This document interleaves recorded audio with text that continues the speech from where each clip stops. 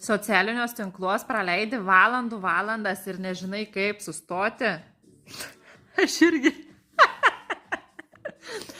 Ne, jeigu iš tikrųjų kelis įrankius žinau, kaip tai apmažinti, apriboti, bet ne visą laiką juos pritaikau savo, bet gal pritaikysit jūs.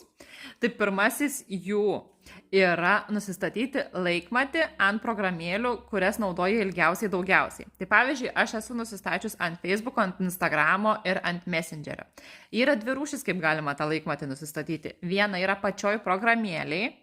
Tai tada jinai tiesiog išmeta notificationą, kad, jau praleidai 3 valandas, eik į šalį. Ir yra galimybė pačiam telefone nusistatyti programėlės veikimo laiką. Tai pavyzdžiui, jeigu nusistatai 2 valandas, ko nerekomenduočiau iš pradžių, jeigu labai ilgai esate pratę naudoti. Ir tada telefonas tą programėlę išjungia, užglušina. Ir tu, tai paspaudi ant tos ikonėlės ir tau neatsidaro. Tau reikia įti nustatymus, prisidėti to laiko arba nuimti tą apribojimą. Tai gaunas tokia knisalinė, kuri narvuoja.